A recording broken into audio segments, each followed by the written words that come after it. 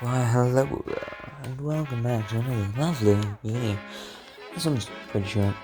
Just chilling out, doing some mining, get that resources, always need Jameson, always, forever, infinitely. I will never escape, I will always be trapped by the down annoyance of needing deep slate.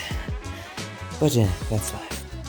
When you decide to make a build that is about 99% deep slate, and then not realize what pain you have caused yourself, then you've chosen a grave error of your ways. Sadly, I don't have the option on that because, well, I chose it, and I'm enjoying it, so... Great. To say that I have built a factory-style build, or even futuristic, would be hilarious. No, I've not even touched it. Kidding me? The builds I've done before are dragons, medieval wartime castles, architecture, old villages, yeah, even terraforming, so not really anything to do with futuristic or industrial. So, sorry if it's a little bit weird and out of the genre of the build that I'm trying to do. It's not really my usual, you could say. I decided just to give myself pain, torture, and suffering. Oh yes, what fun, But anyways, the outer wall design, the front, I sort of made like a bat, which I think is very interesting and looks kind of nice. It still leaves into that evil sort of empire thing, but also the original plan was actually for it to be like an M. Like I originally made it an M. And then the point of it was the M was for the Mushroom Mafia. But then I decided, oh, this M kind of looks like a face. So I made it into a evil bat instead. But I still really like the concept of it. I am actually really happy with how these TIE fighters are turning out. I wasn't too sure on them, like when I originally made the TIE fighter and I originally built it. But the instant I got into like the factory setting and actually started messing around with that sort of thing, it's actually really interesting, and I really like the aesthetic of it. I think my favorite fact is that I decided to use walls.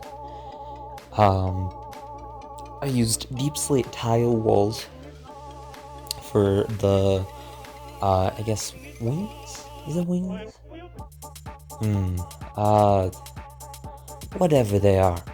The TIE Fighters, yeah, wings, we'll go with that.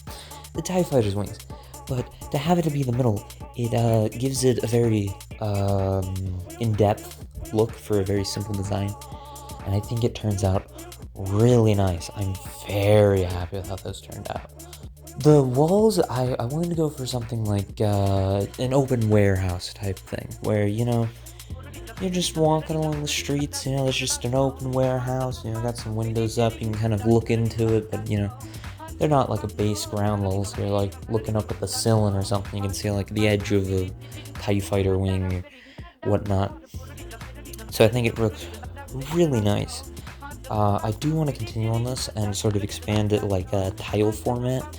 Instead of having a bunch of like different factories, I want it to be like an entire segment of a bunch of grouped together factories that are all like connected, intertwined, maybe doors and stuff, closing off sections, platforms raising, like you can see a TIE fighter that's going to be raised up, and there's going to be raised up above the roof, and then that's where they can like lift off and fly off after they've been made.